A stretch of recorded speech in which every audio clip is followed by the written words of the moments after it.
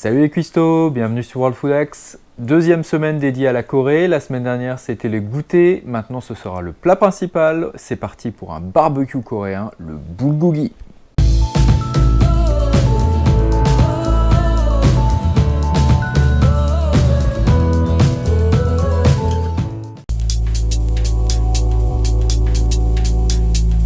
Alors mes petits cuistots, parlons un petit peu de ce plat. Ce plat, si on demande aux historiens, ils vous diront il remonte à une époque super lointaine en Corée qui correspond à peu près à l'âge des Gaulois chez nous. Mais quand on réfléchit 2 secondes, on se rend compte que c'est pas forcément possible. Pourquoi? Parce qu'on parle de bœuf. Le bœuf, à l'époque, ce qui était grosso modo un pseudo Moyen-Âge, c'était un animal utile, on s'en servait pour l'agriculture. On le tuait très rarement pour le manger parce qu'à ce moment-là, on ne pouvait plus faire de l'agriculture. Donc, il est quand même sacrément improbable qu'à cette époque déjà, ce soit un plat populaire, parce qu'on parle quand même du plat peut-être le plus populaire de la Corée. Et puis par la suite, jusqu'au début du XXe siècle, manger du bœuf, ça coûtait très cher en Corée. Il n'était pas rare qu'une famille mange du bœuf une fois par an. Donc là encore, devenir un plat aussi populaire, ça paraît quand même sacrément bizarre. On peut se pencher sur le nom du plat, le bulgogi, ce qui littéralement veut dire feu bœuf, donc bœuf grillé, bœuf revenu très chaud, ce qu'on appelle nous en France le bœuf au barbecue. Et comme de par hasard, il existe également un plat au Japon qui s'appelle le yakiniku, qui veut dire la même chose, plutôt viande grillée, mais c'est la même chose, on parle de bœuf en fait, et il est hautement probable qu'en fait le bulgogi, la première fois qu'on l'ait appelé ainsi, ce soit une traduction littérale du yakiniku durant l'occupation japonaise de la Corée. Ça nous met donc le plat vers 1905, par là, début du XXe siècle, et donc ce ne serait pas un plat aussi ancien que ça. Voici pour la partie historique. Pour la partie du plat, donc on parle bien de bœuf grillé, mais il n'y a pas que ça. Il y a des légumes, il y a des carottes, il y a des oignons. L'ingrédient clé qui donne sa saveur particulière au bulgogi, c'est la poire. On en met des morceaux dans la marinade, et justement le bœuf est mariné. Et là, ça change tout, parce que le bœuf va s'imprégner de tous ces arômes de gingembre, de poire, d'oignons, de carottes, et va prendre un goût inimitable. Il faut savoir aussi qu'en Corée, on utilise un barbecue de table, et pas un barbecue comme chez nous. C'est une sorte de cône, comme ça, sur lequel on va mettre la viande, et donc le jus de la viande va s'écouler dans le barbecue, tomber sur les légumes, et le tout va se mélanger et va avoir une saveur particulière. Alors évidemment, moi je n'en avais pas, je l'ai fait à la poêle, mais il faut savoir que ça se prépare comme ça. En parlant de préparation, voyons tout de suite comment on fait.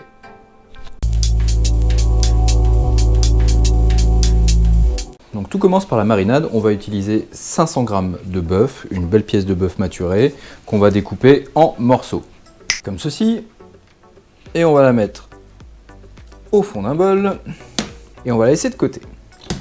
Maintenant on va préparer notre marinade. Dans un bol on va mettre 8 cuillères à soupe de sauce soja,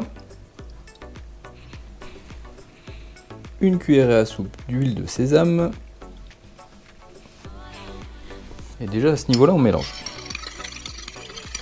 On va couper une botte de ciboule et 4 cm de gingembre. On ajoute 4 gousses d'ail, 1 cuillère à soupe d'alcool de riz, ici du saké,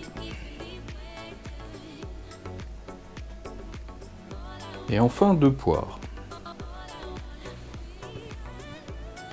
Et on va appliquer la marinade dessus comme ceci, en s'assurant que la viande est bien étalée sur une seule épaisseur et qu'on a appliqué toute la marinade sur la viande. Maintenant, il suffit simplement d'attendre. Donc on peut attendre 1 à 2 heures. Moi, je préfère attendre 12 heures pour sortir cette viande et commencer à la cuire afin qu'elle s'imprègne vraiment de la poire et de tous les arômes de la marinade, ce qui lui donnera un goût encore plus fantastique. Donc on la filme et c'est parti pour 12 heures au frigo. Voilà, ça fait maintenant 12 heures que notre marinade a mariné. On voit que la viande s'est bien imprégnée de la marinade. On va pouvoir la cuire, mais avant ça, il va nous falloir quelques légumes. Un bel oignon et une belle carotte. On va juste mettre un petit peu d'huile neutre. On va faire réduire les oignons. On va venir rajouter les carottes. On va prendre notre marinade et on va en sortir les morceaux de viande. On ne va pas verser tout de suite la marinade, on va juste déjà saisir la viande. On rajoute ensuite le reste de la marinade. Une fois que la viande est cuite, On mélange et on laisse encore cuire une petite dizaine de minutes. Voilà, du coup on va pouvoir préparer le résultat final. On prépare des feuilles de salade sur lesquelles on va rajouter notre riz qu'on va rajouter dans un petit ramequin qu'on va pouvoir retourner dessus pour lui donner une petite forme de dôme. Et sur ce riz, on va venir récupérer d'abord les morceaux de viande qu'on va disposer sur le dôme avec quelques ingrédients, bien sûr, les carottes et tout ce qu'on va trouver dedans, notamment les morceaux de poire.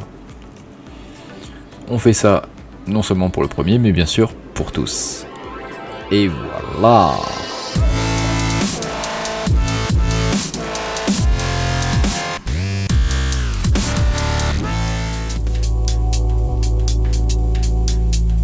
Et voici venu le moment de la séquence dégustation.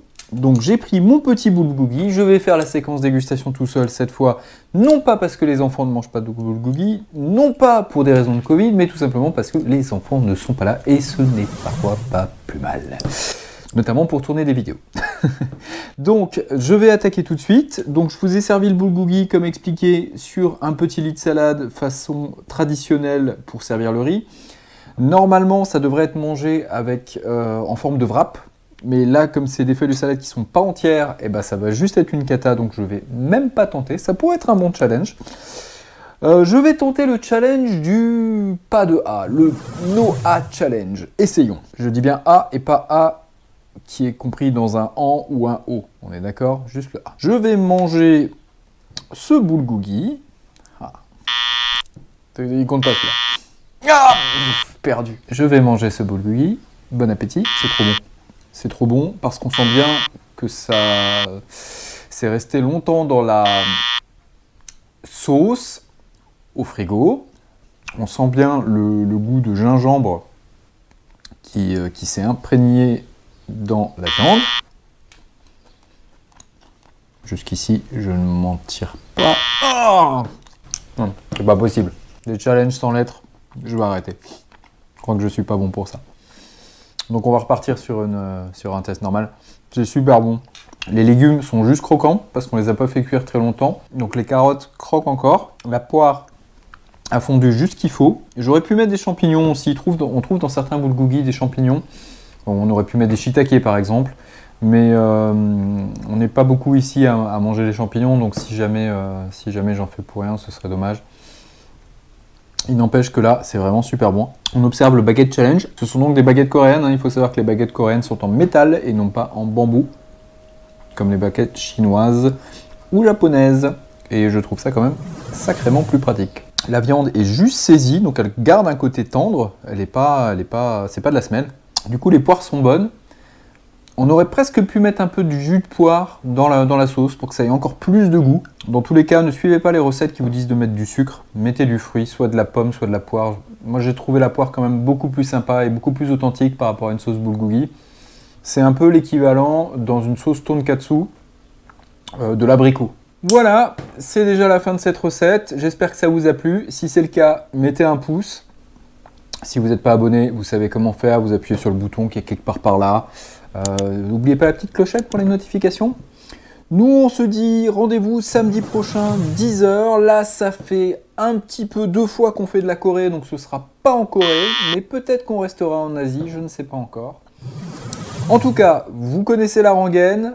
D'ici là, portez-vous bien, mangez bien, et à bientôt pour de nouvelles aventures. Ciao!